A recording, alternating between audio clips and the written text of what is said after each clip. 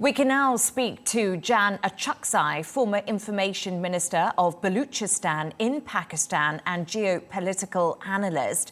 Jan, I want to thank you so much for joining the show. It's really great to have you on. Pakistan is vowing to respond to the latest strikes from India. Is this a clear escalation? And what can we expect Pakistan to do in the next few days? I think Pakistan is already high up the escalation ladder. Pakistan believes that its response to the first Indian attack was a defensive.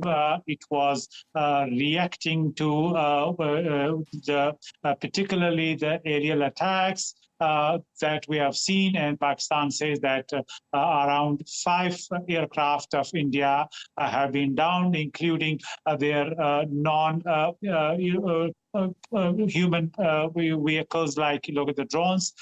So what we see is escalation dominance by Pakistan probably in the next 24 hours. That implies Pakistan would resort to reprisal attacks, probably targeting hinterland of India, as Pakistan has taken the cue when the India attacked its mainland cities, particularly Bahawalpur, which is not in occupied in the Pakistan-administered Kashmir, and also Pindi, one of the main cities, where it has an impact.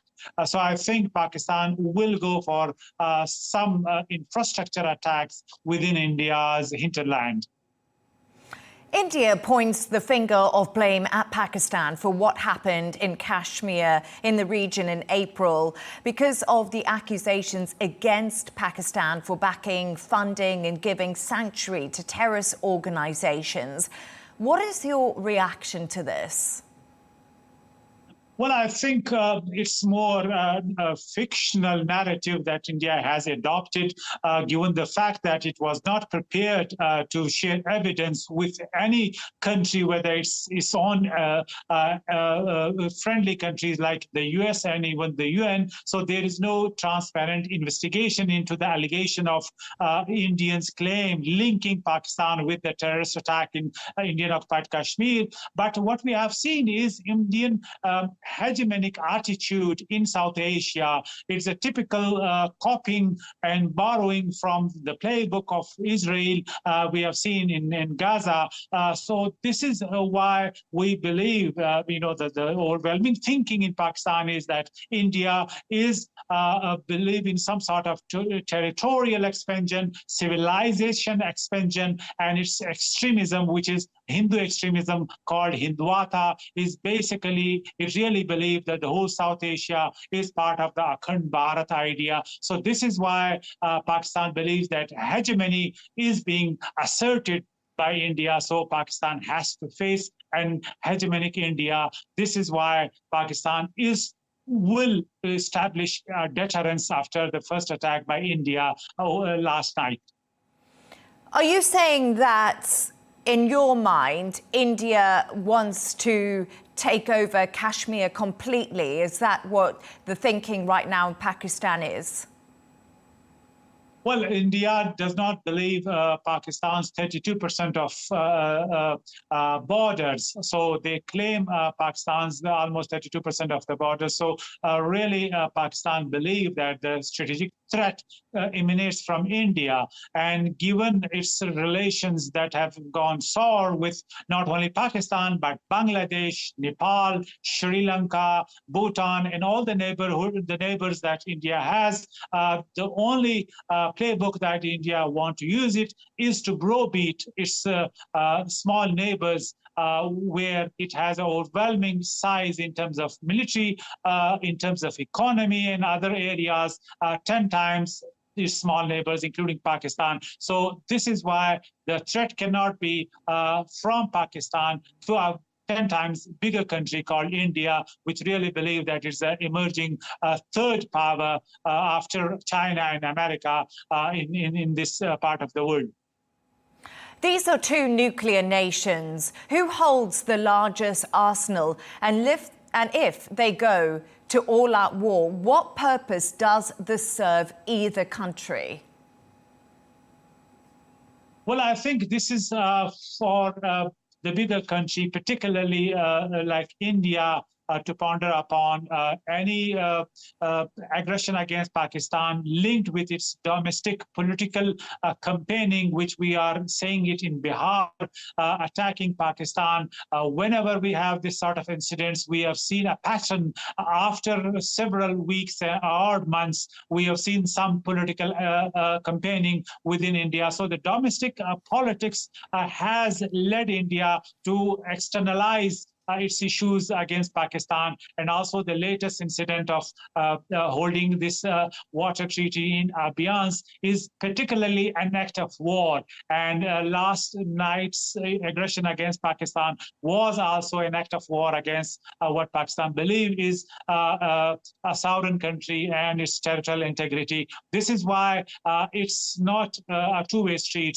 It's not the two sides. It's just one side against Islamophobic hegemonic country called India, which is 10 times of its size of Pakistan. And its military budget is the third largest after China and America, which Pakistan has to face. Pakistan is on the cusp of getting a massive loan bailout from the IMF. Does this escalation complicate things further for the economy in Pakistan right now? Well, I think IMF has already cleared that their template is not linked to geopolitical tension between Pakistan and India. India also, as an act of optics, wrote a letter to IMF asking not to sanction the loan to Pakistan. But the IMF clarified that we believe on the economic, steps that Pakistan has taken according to the IMF conditionalities. So I don't think that IMF decisions will be impacted by the tension between the two countries. However, the world needs to understand that any nuclear exchange in this part of the world will jeopardize the peace of not only this part of the world, but the whole world. World leaders are calling for rising tensions to de-escalate and for both sides to protect civilians. Will this be enough to encourage both sides to take steps to find common ground on this? And what's your reaction to their calls for calm? Does Pakistan want to de-escalate?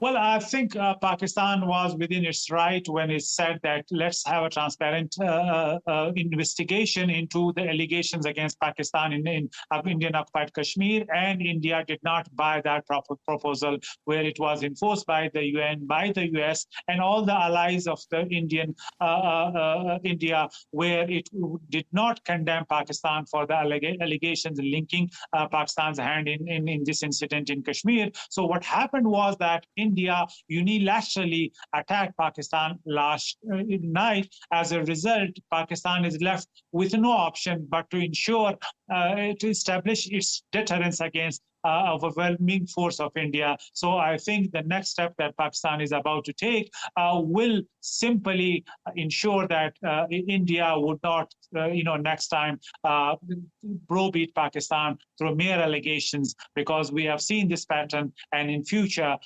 India would think twice before attacking Pakistan without any concrete proof of its involvement against any terrorist incident in India. So I think this is why Pakistan's narrative and Pakistan's right is within the UN to safeguard its territorial integrity and its independence. Jan Achakzai, former Information Minister of Balochistan in Pakistan and geopolitical analyst. Great to have your views. I appreciate you joining me.